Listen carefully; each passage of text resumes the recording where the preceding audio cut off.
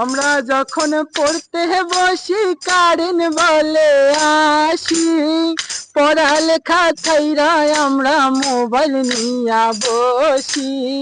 আসলে বর্তমানে যে বিদ্যুৎ সংকটটা দেখা দিছে, মানে বিদ্যুৎ থাকে না বললেই চলে। এর কারণে আমরা যেহেতু শিক্ষার্থী, আমরা পড়াশোনাতে আমাদের অনেক ক্ষতি হচ্ছে। পাশাপাশি আমরা বিদ্যুৎ না থাকার কারণে কোনো কাজই ঠিকভাবে করতে পারছি না। আর অতিরিক্ত গরমের কারণে আমরা শারীরিকভাবে অসুস্থ হয়ে পড়ছি।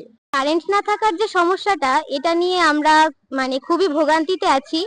যে আমরা ক্লাসরুমে দেখা যাচ্ছে যে কারেন্ট থাকে না, হঠাৎ করে কারেন্ট চলে যায়, যে জন্য কনসেন্ট্রেশন ব্রেক হয় আমাদের। তারপরে ফটোকপির দোকানে গেলেও দেখা যাচ্ছে যে লাইন লেগে যায়, কারেন্ট থাকে না।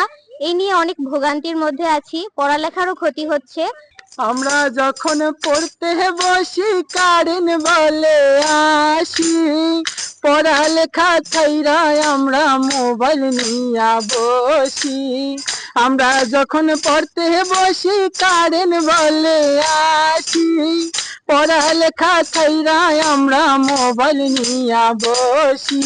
মায়ার বাপে সবাই বলে কি করো হেথা, কারে নাই তবু কেন মোবাইল দেখা। মায়ার বাপে সবাই বলে কি করো হেথা, কারেন্ট নাই তবু কেন মোবাইল দেখা। কারেন্ট কারেন্ট কারেন্ট তুমি কেন চলে যাও, তোমায় ছাড়া আমরা আর কি করি হেথায়।